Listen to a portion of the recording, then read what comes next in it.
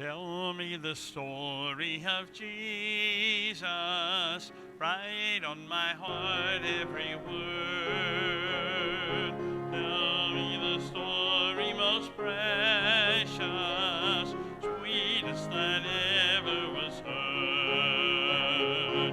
Tell how the angels in chorus sang as they welcomed his birth. Glory to God in the highest, peace and good tidings to earth.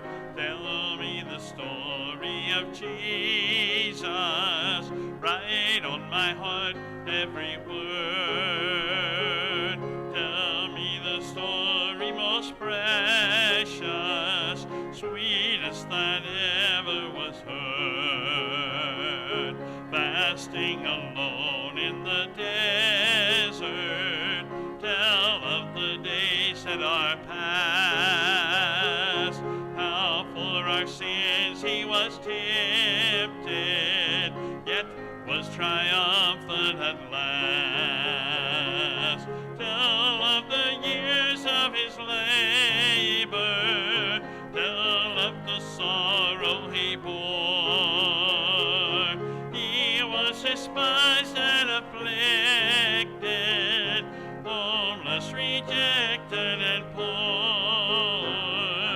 Tell me the story of Jesus, write on my heart every word.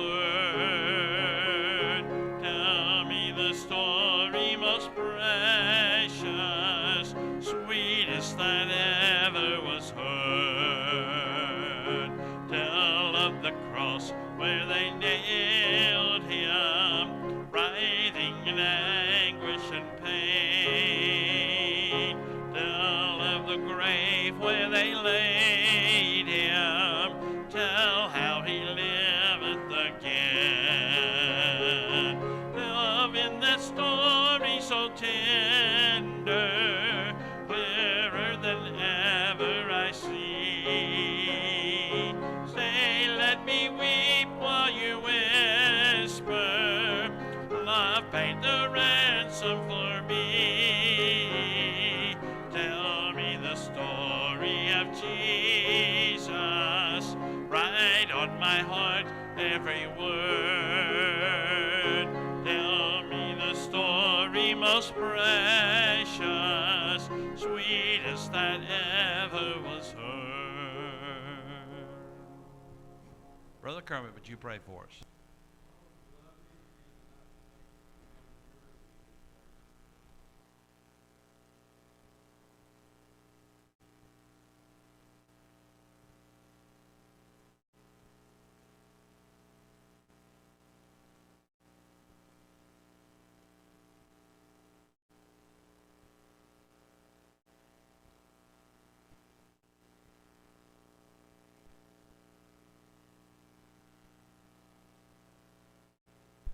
Man, good to see everybody here tonight. Think about he is praying and that song. Where do you think you'd be today if you hadn't got saved? Some in jail, some already been out of this life. I'd probably been in jail for killing my wife's dad with just a regular old stick, just beat him down. But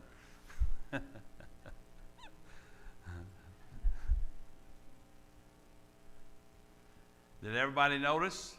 We have, before you go home tonight, look out the back door. We have the nicest looking sidewalk you will see out there. It is a dandy. Can't walk on it till tomorrow, unless, let's just think about this. Let's take a poll. If there's a sidewalk outside you, you're not supposed to walk on it, what age group do you think would be the ones that would get on it? Let's say maybe 1 to 6. Think that might be the age group? 1 to 6 would be? Let's go the other way then. How about 85 and up? Yeah, there you go. He's been out and walked on every part of it. He's got to, because they said don't walk on it till tomorrow, so he's got to go out and walk on it. And which I already knew he would do that. the same mentality level there as the 0 to 6. I'm thinking is what I'm thinking there. So patience.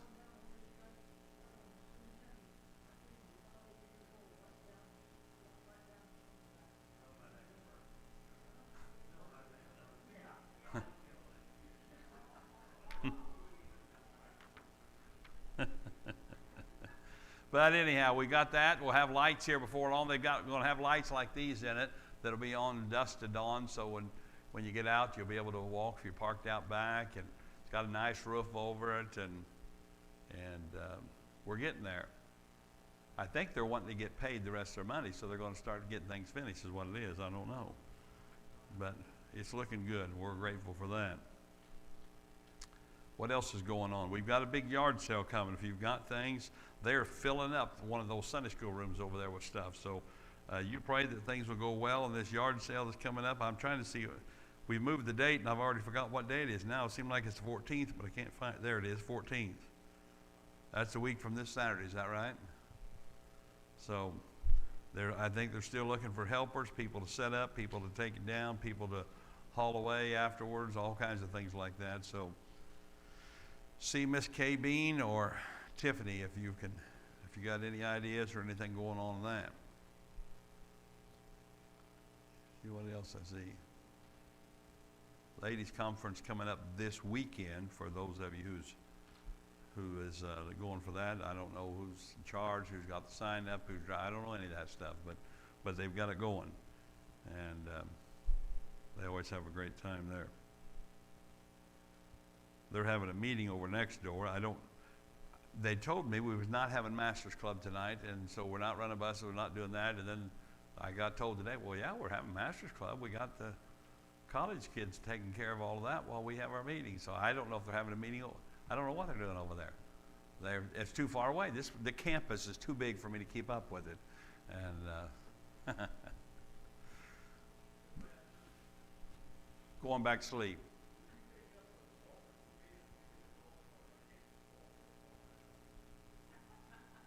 How about we do this? I've got a wheelbarrow. Who would pull him across next week in a wheelbarrow? Yeah, there we go. No, but we'll get him around. I'm sure if we can get a bumper on him, under him, we can get him pushed around there. So, okay, what's going on our prayer list? We got a new prayer list now. And I've added a few things back here in my office here just a little bit ago. We forgot to take off Bev Morgan, so you can take her off the cancer list. She passed away. On list number 5.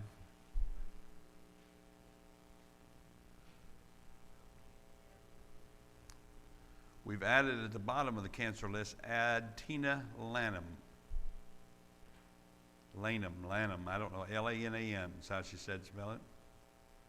And her husband just passed away. Did you say she was on the cancer list? Oh.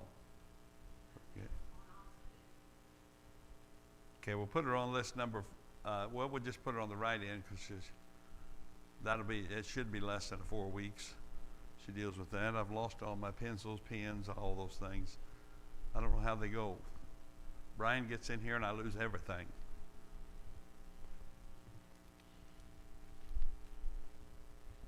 Oh well.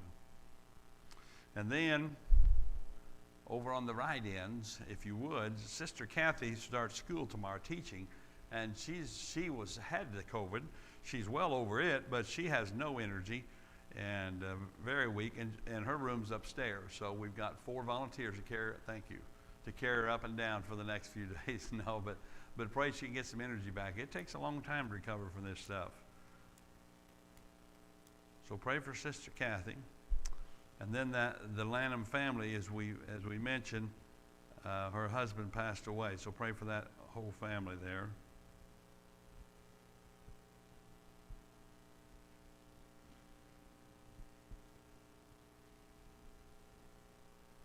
Don't change the spelling now. Yes, I did know that. Yes, he had his funeral last Friday, I think.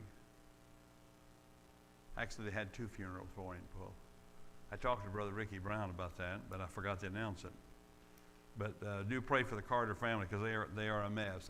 I don't think any of them listen online, so I can say this, but they're a mess. And it's like a lot of families, they're in a civil war, and Herb died, and they had to have two separate funerals. One when some of them didn't know they had it, and it's a mess. But anyhow, pray for the Carter family.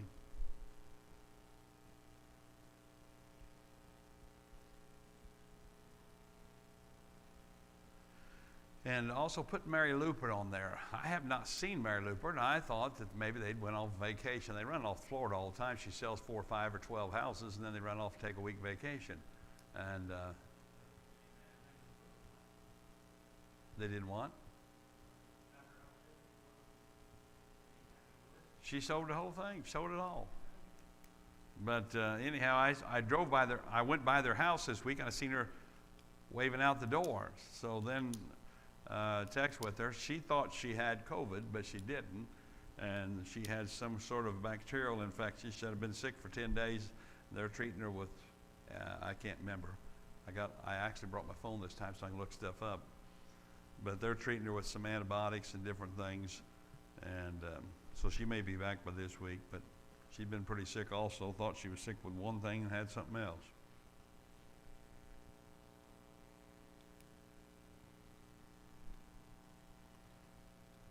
Brother Rance?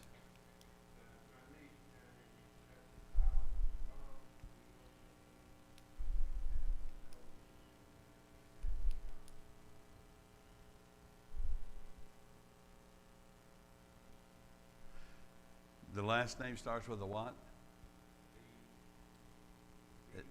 B as in boy? Okay. When you say B with a mask on, it's the same as V and E and all those things.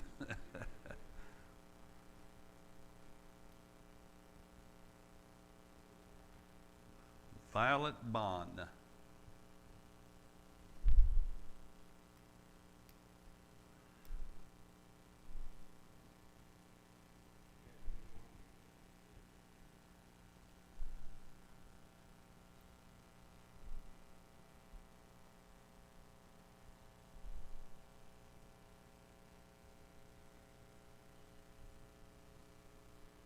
Yes, sir? Okay, if she gets sick, it's not our fault.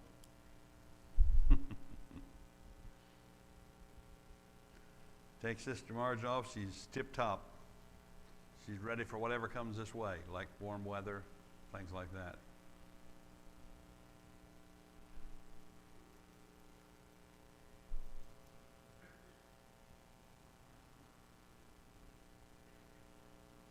I think Lydia Lovejoy is doing okay now also. She do put on the write-ins school. It starts everywhere, I think, tomorrow, or some places started today.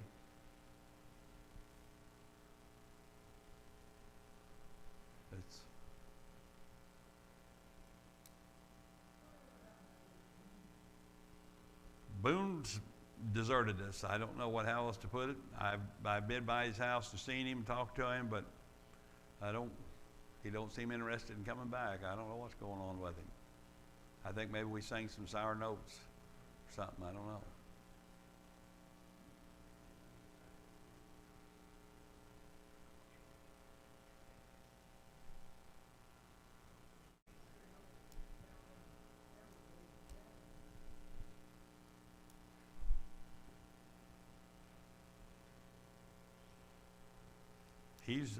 He's doing well as far as I know, but I don't know if I just don't know why he won't come back. I don't really know.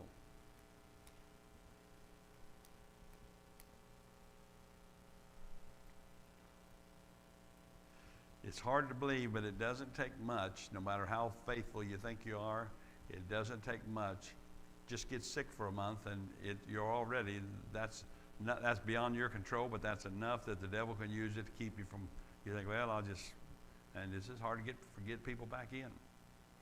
It just doesn't take much. No, we're not going to have that this month. We got there was too many other things going on, and a lot of our ladies are going to be gone, so many of them that come don't have nobody to watch their kids, so they wasn't going to come, so I was going to have to eat it all, which I could probably do that, but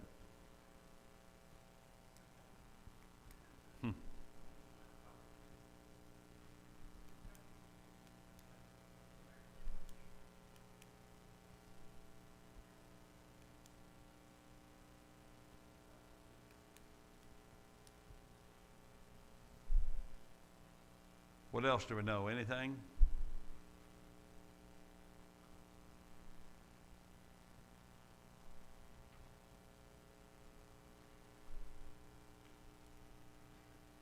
Yes, ma'am?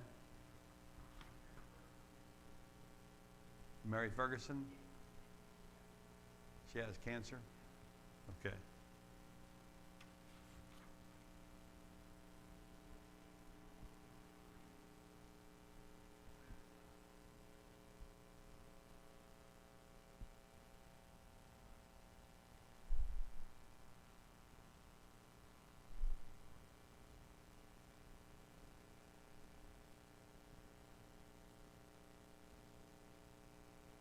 Brian won't allow that in school.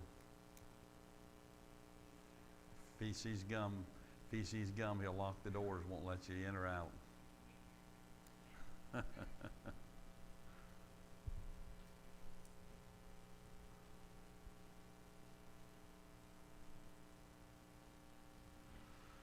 Okay, well, hang on to your list, and we will go to prayer here in a little bit for those things. In the meantime, if you can find this in your Bible, go to the book of Esther, which is right after the book of, what is it right after the book of for the prize? Right before what book?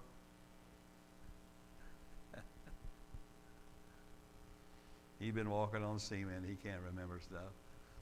Some folks walk on water. He walks on cement. Esther. You'll find it next week. You won't find Ruth in the book of Esther.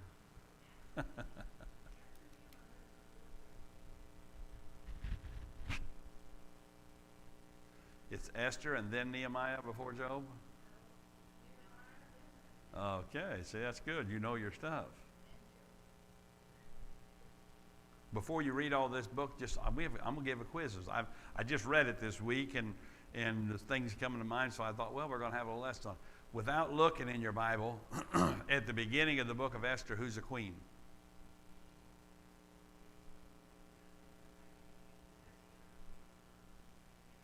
This is a quiz. You didn't know you were going to get a quiz tonight, did you?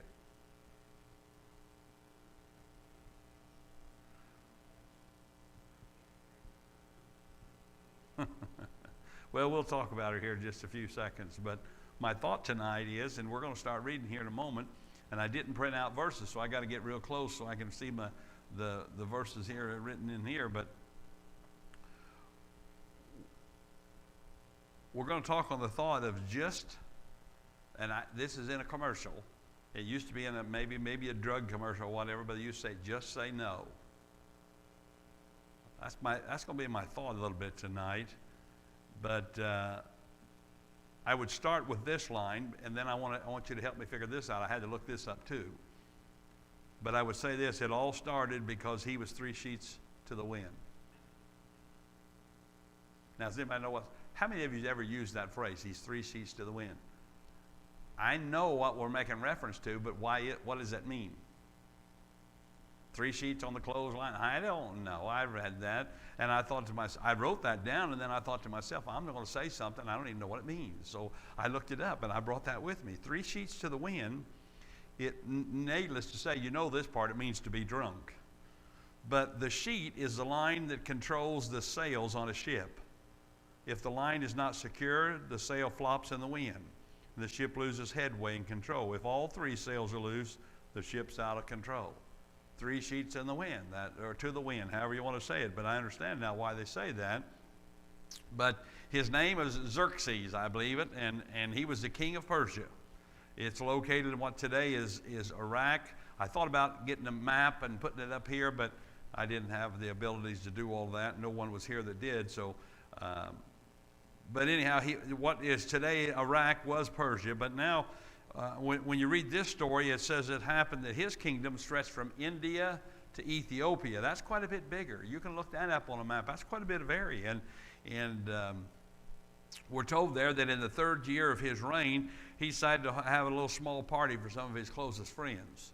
Let's read the verses here. Start here in verse 1. We'll read a lot of this chapter tonight. It says, "Now it came to pass in the days of Ahasuerus," which, by the way, is Xerxes, that this is Ahasuerus, which reigned from India unto Ethiopia over 127 provinces, that in those days when the king Ahasuerus sat on the throne of his kingdom, which was in Shushan the palace, in the 3rd year of his reign he made a feast unto all of his princes and his servants, the power of Persia and Media, the nobles and the princes of the provinces being before him.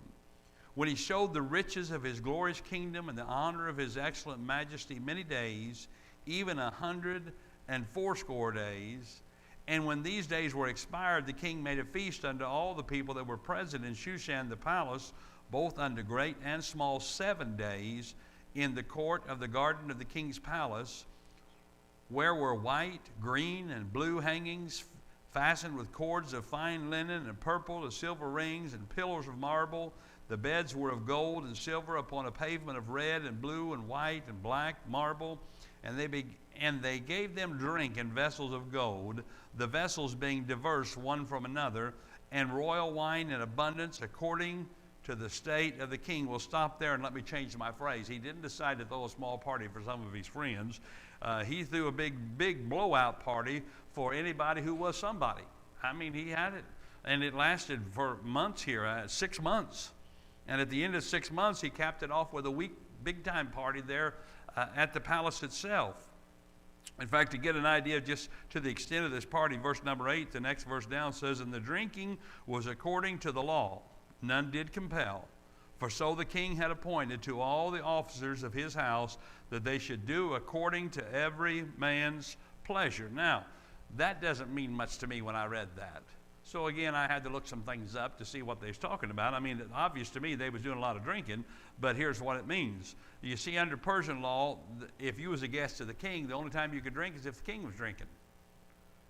Well, the king said, "Nah, we're doing away with that law today. Let them all drink as much as they want." And that's what they did. Whatever their little heart desired, they drank that much. And needless to say, there was a lot of drinking going on. Parties, just like today. Just people in those days were just like today. Didn't have very good sense. And maybe you've been to some places, and I'm not talking about drunken parties, but maybe you've been to some gatherings, family gatherings, or school gatherings, or reunion gatherings.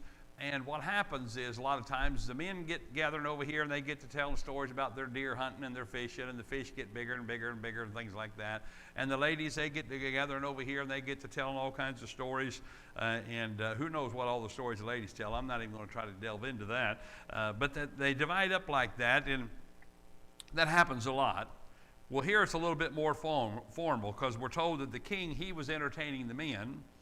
And the queen Vashti, by the way, was her name. Vashti, I don't know if that's how you say it, that's how I say it. She was entertaining the ladies. It says in verse number 9, "Also Vashti the queen made a feast for the women in the royal house which belonged to King Ahasuerus." So she was in this part of the palace, and she had all the ladies, and they was having their time, and all the men was over here with the king, and he was having a time. And the fact is, the king got drunk. And that brought on everything. That's what's going on in this because of what happened. It all happened here in the book of Esther. It wouldn't have happened if he hadn't been drunk. And I thought to myself when I was writing this, I wish there was a way that somehow I could put it up here on this screen, all the pain and all the trouble that's been caused by people drinking. And I know people today, drinking. I cannot be honest with you. Now, granted, I've never drank and never wanted to, never had a desire to, so I never missed it. And I'm glad I never got started. But I have yet to find anybody that can show me a benefit of it. Say, boy, but now I guess there is I did remember two things growing up. I remember once that somebody said it made Budweiser, so I guess that helped there. And someone else said they was trying to help him because he was a drinking, and so they said they took a worm and they dropped it in a glass of water, and the worm just crawled around, and they took a worm, dropped it in a glass of alcohol, and he died. And they asked the guy, said, what's that mean? He says, tells me if I drink, I don't get worms. Well, that's not what it's supposed to mean. It's supposed to mean that it's bad for you. So I guess there are people that look at it that way, but this fella, the book of Proverbs says this, wine is a mocker and strong drink is raging, and whosoever is deceived thereby is not wise. God knows what he's talking about. Solomon knew what he was talking about because he practiced some of the unwise things. And some famous lady, I can't remember her name, but she once said this. She said, the reason I don't drink is I want to know when I'm having a good time. And there's a lot of sense to that. But this is the book of Esther, and it's an interesting book. I enjoy it. I don't know who the author is. Some's got different names, but whoever it was evidently was a devout Jew. It was written some in Persia somewhere between the years of 460 and 350 BC. Esther became queen in 479 BC, and that's not all in here. You got to look it up and add it up. But I get to think of why was this book written? I don't know if you've ever read through it. I hope you've read through it. If not, it's not very long. I can't remember how many chapters, but there's not very many. And it's interesting, and you could go home and read it, and you would enjoy it. But I think, why was it written? Well, it's kind of like, for one, it's a history of that records the events that led up to this feast of, I don't know how they say it, Purim, or however they say that. And it was also written to assure the Jews that God's still in charge of things. God's still in control. And so we need to know that sometimes. Things happen in our country, and we start thinking that God can't control it. We start thinking everything is going haywire, and things are going haywire, but God's still got control over it. He'll stop whatever he wants to stop. And so it was written during the time when the Jews were in exile, and you'll remember how that happened. In 586 BC, they fell to Babylon, and the people there in Jerusalem was taken as slaves, and some 50 years later, Persia conquered the Babylonians, and under the rule of the Persians, they allowed Israel to start going back to their homeland. Now, they were still under their, as we read the other night on Sunday night, they said, don't you know we're under the rule of the Philistines? Well, they didn't have to stay in the land of the Philistines, but they was under their rule. Well, here they're letting them go back to their homeland, but they're still under the rule of the Persians. And so Esther is just a neat book. It's a good reading. And as I was reading through it, I got to thinking about how Queen Esther, how she came to be the queen, and how God used her in that position to save the people of Israel. And it's really a good story, even though you won't find it here. His name's not mentioned. There's a lot of things not mentioned in the book of Esther. Some people don't like it. Some people don't think it should be in the Bible, but God knew it should, and so he put it in there. But I didn't just focus on Esther. I got to thinking about the one person that we don't often talk about or say anything about when you read, and that's this Vashti lady. We read she was a queen at the beginning of the book. She got tossed out, and we're going to see why here in a little bit. But she was the first queen. And I want to use her story to bring out just a few thoughts tonight. They don't all start with an A or a B or anything like that. They're just thoughts as I was reading it through this week, and I found it interesting. I thought, well, I'll just share it with you folks. But I'll give you a little bit of a character background first. Xerxes, we talked about him. He became king of Persia when his father Darius died, and I wrote these dates down in 485 BC. Under his rule, as we said, and we've already read this, they expanded the kingdom from India to Ethiopia. That's quite an impressive little thing they did there. And if you had a map, you could see that. You'd see that he was pretty good at what he did. And Xerxes died in 465. And so I kind of looked up some things on that. And it says that likely he died by order of his son. Families was just as messed up. I just told you about a family that's they're in civil war. They're just as messed up back then. His son Artaxerxes. Now, I guess if my dad's name was Xerxes and then he called me Artaxerxes, maybe I'd get mad at him too. I don't know. But somewhere after his dad had reigned some 20 years, he ordered his dad to be killed, and he succeeded him. And now you might remember Art. I'll just call him Art. You might remember Art if you read the book of Nehemiah. Art's over there, and that you can read all about him. But my thoughts tonight is on this Vashti. She was not just the king's wife; she was the queen, because the king had a lot of wives, but there was only one queen, and this was Vashti. And I looked up her name. It means beautiful woman. in the Persian language. Now, if you look up some more things about it, I'm going to get into the verses here in a minute, but I'm just interested. I was interested in this and these people, and she was born in royalty, Babylonian royalty.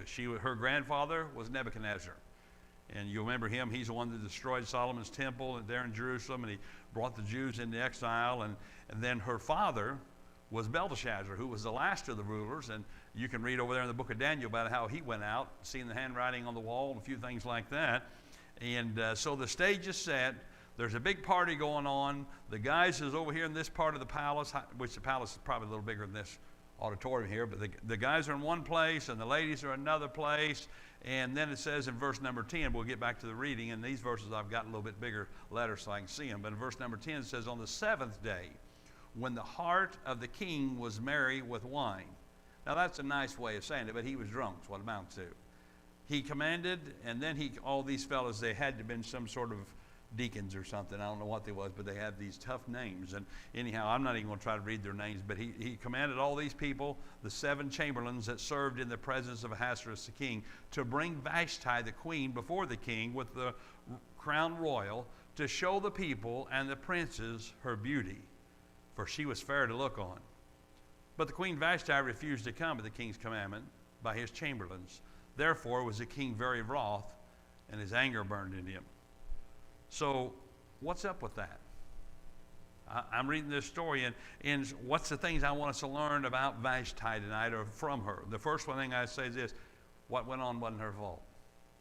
This chapter, there's some things here. She was doing what she was supposed to be doing. The king, he's doing the king thing, and he's entertaining the officials and the lords and all these different people. And the queen, she's doing the queen thing, and she's entertaining the wives. And so far, nothing's happened. He's not sent and said, hey, come, I want to talk to you, nothing like that. She's not done anything for him to call for her to come, except according to this, she was just good to look at. She was beautiful. And could I tell you that's out not your control? I mean, some of you saying, preacher, we've not had too many preachers down through the years that had such a fine set of hair like you. It's out of my control. Those things happen. And I thought about this. One fellow said it this way. He said, pretty people they're just pretty by chance. They don't do anything about it. I mean, it's not like they decide, I'm going to be pretty. You know, you can't do that. You don't have anything to do with it. It's genetic. I was trying to think, there used to be a show, Extreme Makeover. I think I watched it one time, just because it gives you a good laugh. But they take people and they try to, some of them look like it's too late. Looks like things is about done for them, and they try to make them. Now, I'm not talking about the houses. They do that at the houses too, but these were people they started with on this show. And I tell you what they did do. They could make people less unattractive. They did do that. And sometimes they kind of made them even look fair. But you can't make people look beautiful. And this was the queen. And one lady said this. She said, beauty is not caused, it just is.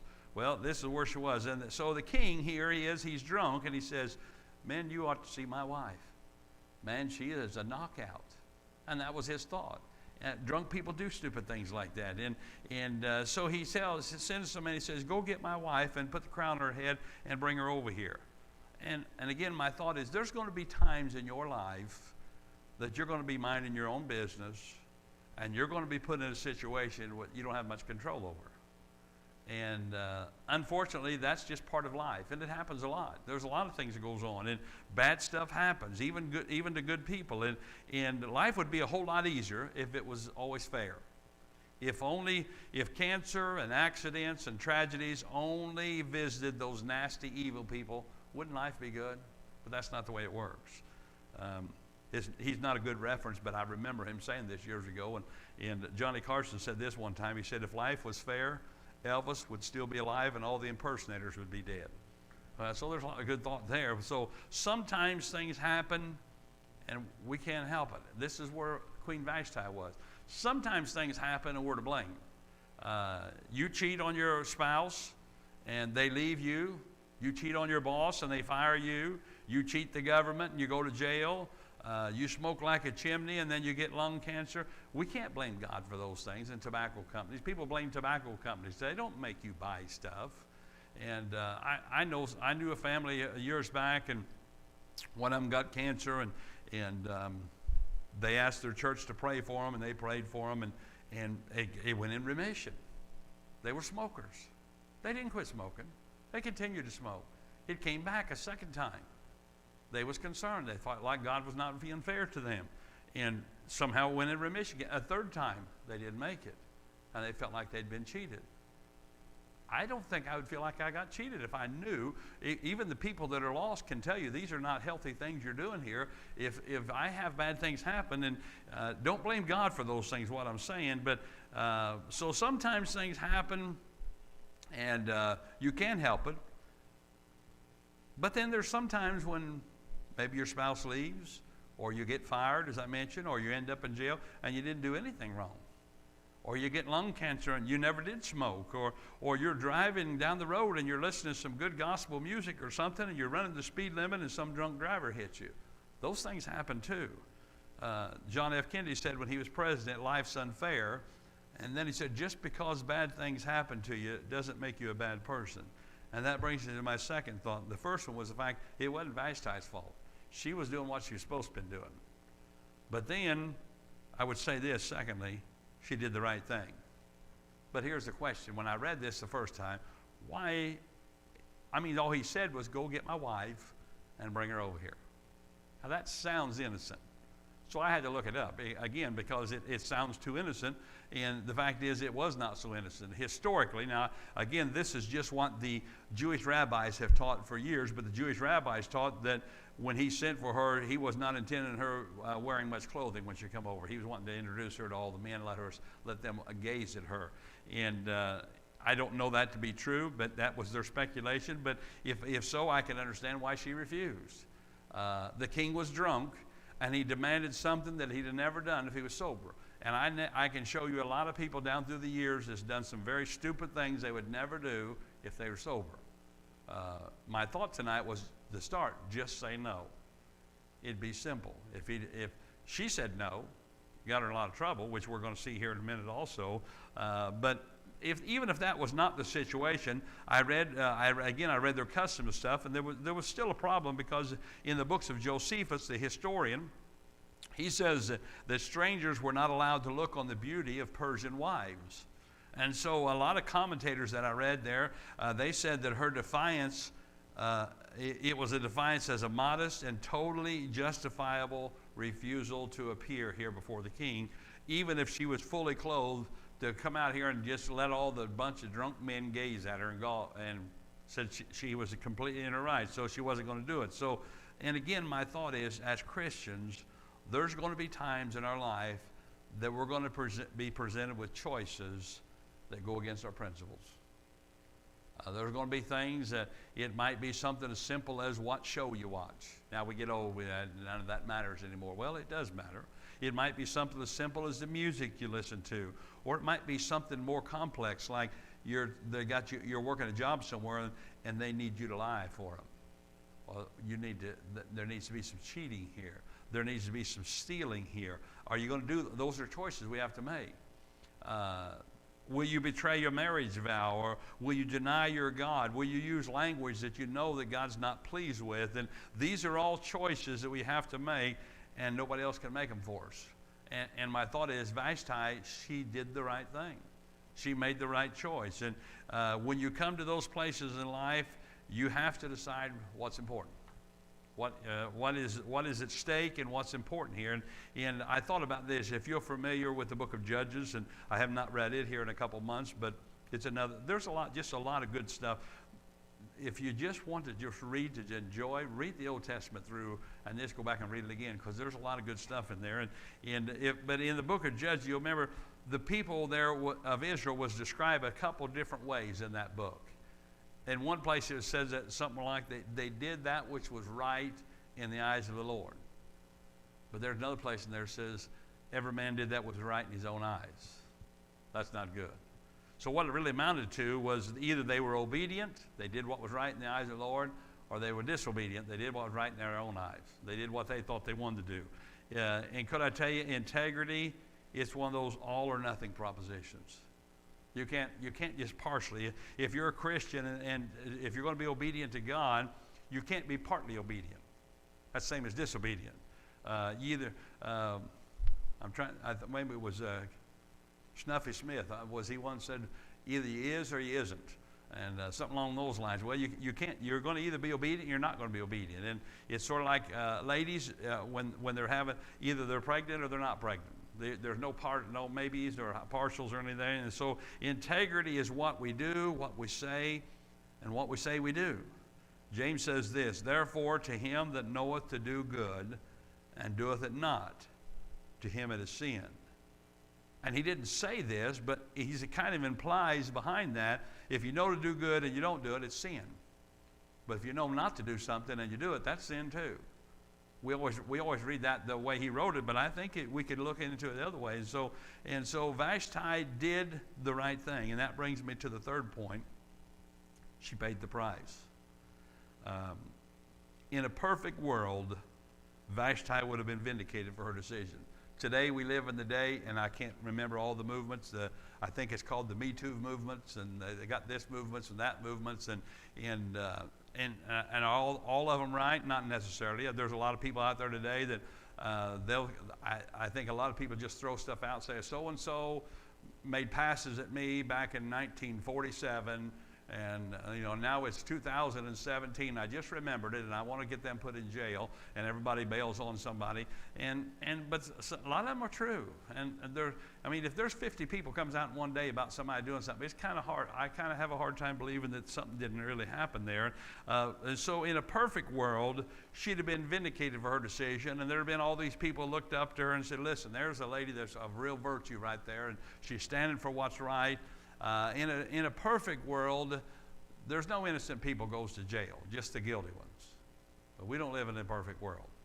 So sometimes there's innocent people that's in jail, and sometimes people that do the right thing, they don't get praised for it, and so sometimes people are punished for doing the right thing, and that's what happens to Vashti. And I wish I could tell you that if you always do right, then you'll always be rewarded. In the long run, that is true. You will be rewarded in heaven. But in this life, you may not be. In this life, you do right, and you may get put out of your job. You do right, and you may lose your house. You do right. There's a lot of things could happen to you in this life if you do right. I'm not saying because of that you should do wrong. I'm just simply saying don't expect it to always make everything turn out rosy, because it doesn't. And so the king, he orders Vashti to appear before him and all of his old buddies, and she says no, and he flips out. King, he couldn't handle that. So he calls all of his advisors together, and no doubt the advisors was at the same party he was at, probably just as drunk as he was, and probably, but anyhow, he explained the situation to them. Now, if you're still there with me, look down at verse number 16. It says, and now here's all this names again, but I'm going to throw this one out. And Memucan entered before the king and the princes.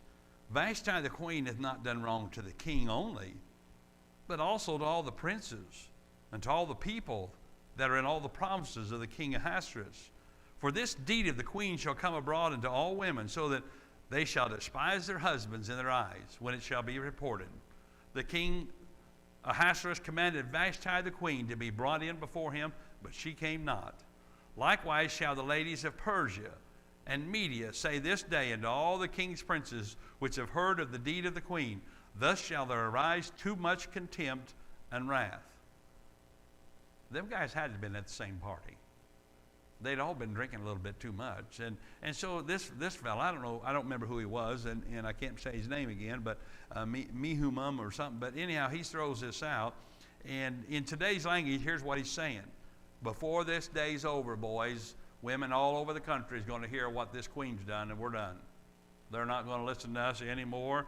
And if you'll remember, at the start of this, it said that the kingdom went from Ethiopia to India. Could I tell you, they didn't have email in those days. They didn't have texting. They couldn't get their cell phone out like this and do things. So I don't think it's going to make it all the way over that kingdom in a day. But that's sort of what they're trying to get across here. But the truth is, in the end, the queen was banished from the king's presence. And it was time to start looking for a new queen. And again, sometimes you pay the price even for doing the right thing. I'll throw a little footnote in here. In fact, let's just read the last couple verses, verse 21 and 22. It says, and the saying pleased the king. So he told him that we got to do something. You got to put her out. The saying pleased the king and the princes, and the king did according to the word of Midweek. For he sent letters unto all. Now, listen to this again, because this is, I read this, and sometimes I get to laughing on when I read it. If you just read through a book, sometimes you don't see what it's saying. But if you read a lot of stuff about it, you come back and you think, boy, people were nuts in the old days too. I thought people was crazy today, but they was just as crazy back then. And he sent letters into all the king's provinces, into every province according to the writings thereof, and to every people after their language, that every man should bear rule in his own house. These ladies, they're not going to take over, I'll tell you that. Men, you're in charge of your own house, what he said. You're in charge there. And that it should be published according to the language of every people. If that's not a nut, I read this in a commentary. It says, listen to what this person said. They said, the calm assertion of autonomy by Vashti results in royal rage and then a ridiculous royal decree that all men should be master in their own homes, which adds a comic touch in that it could hardly be enforced, and indicates that men were not actually dominant in their households. And so what is he saying? Man, you're going to have to be in charge. You're going to have to run the thing. And I've always said this. In fact, somebody, I don't remember, I think maybe my grandpa or somebody used to say, never trust a man who says he's the boss in his own home. Said if he'll lie about that, he'll lie about anything. And but I used to have a fellow I worked with, and he'd always come over, and he would tell me, let them know today I'm the boss, and I told them I'm running this show, and he's not listening anyhow. His name was Russ, and I told him, I said, Russ, if you have to go around and tell everybody that works for you every day that you're running it, you're not running nothing. I said, they're running you. I said, just come in and do your job and quit trying to threaten everybody.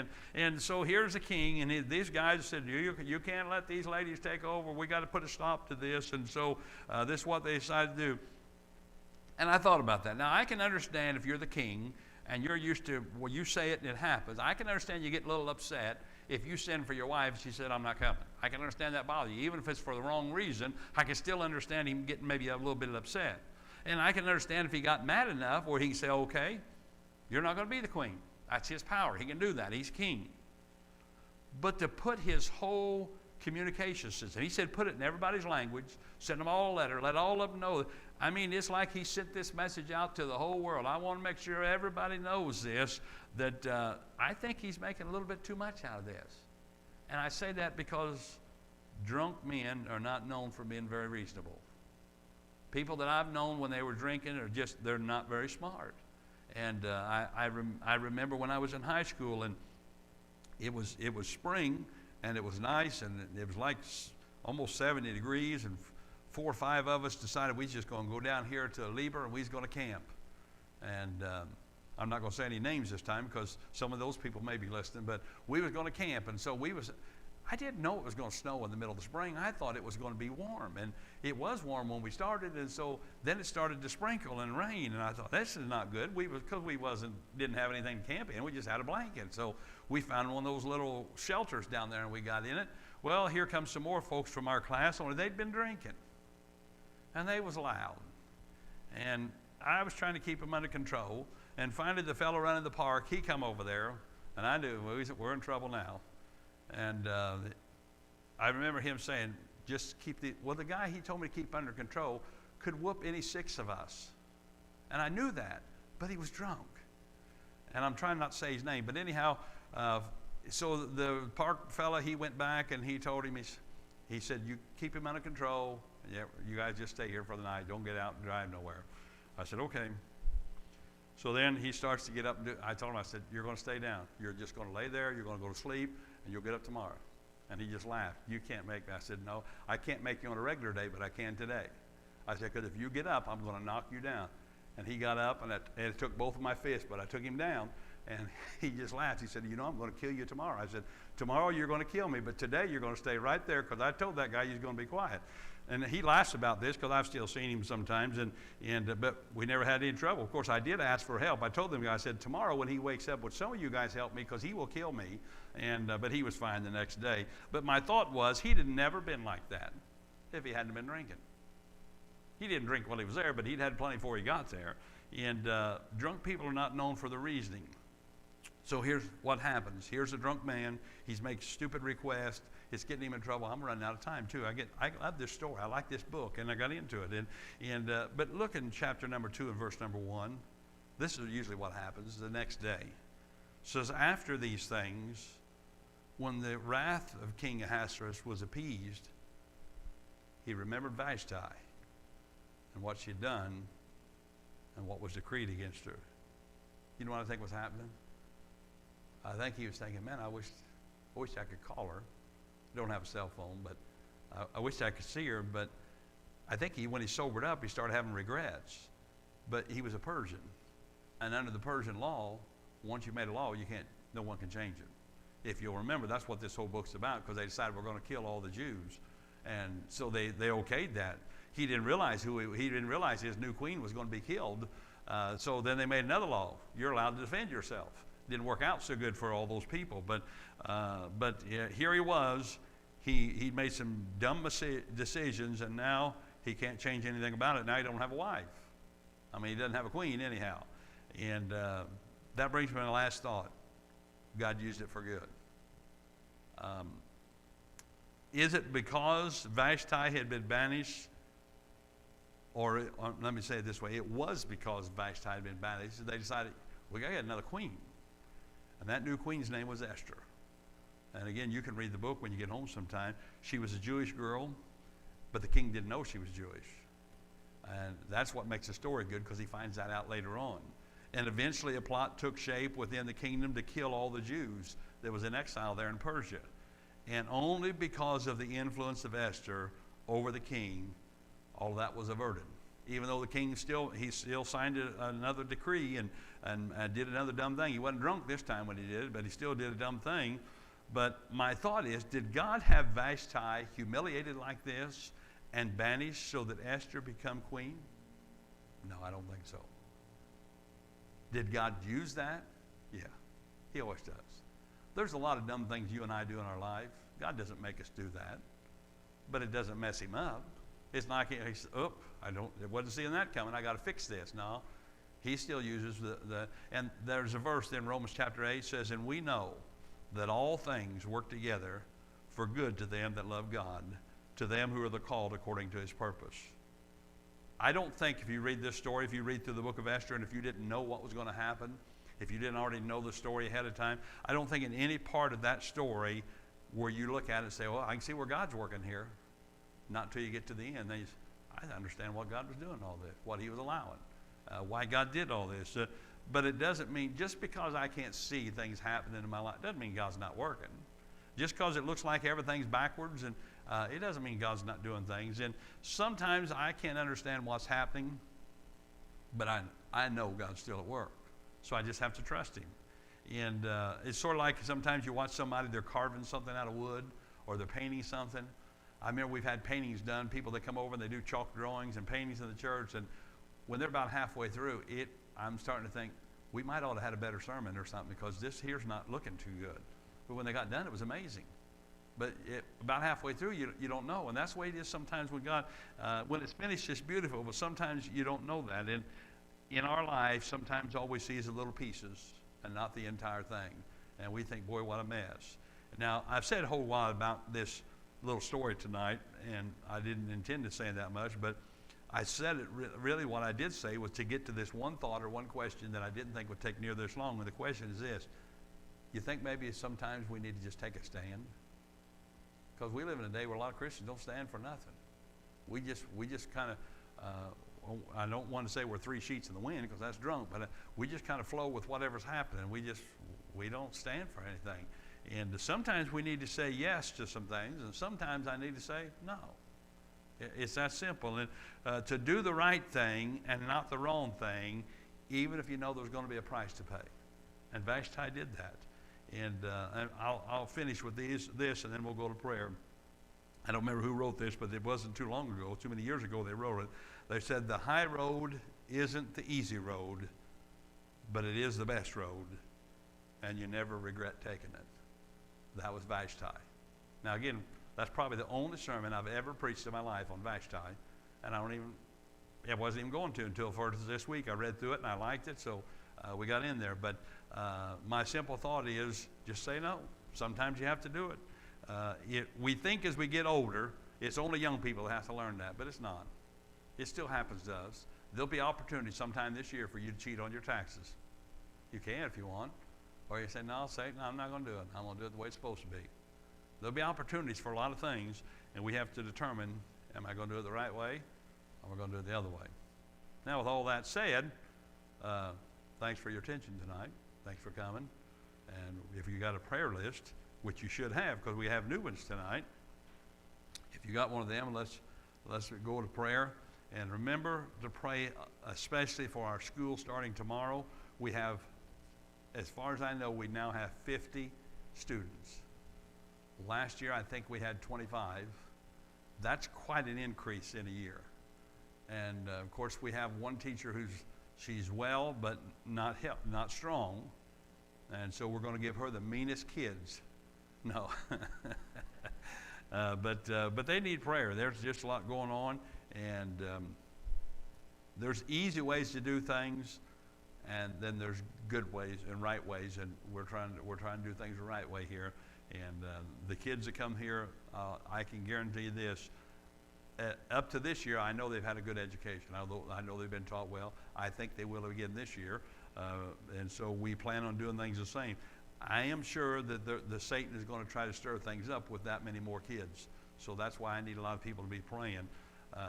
Confrontation is not fun things, but sometimes it gets to that when you have a school. So you pray for the school, pray for the kids, pray for our services coming up Sunday, pray for our ladies going on Saturday to conference, and all the other things we just put on the list for you. Just remember that. You're a good bunch of folks, and if I don't see you sooner, I'll see you on Sunday.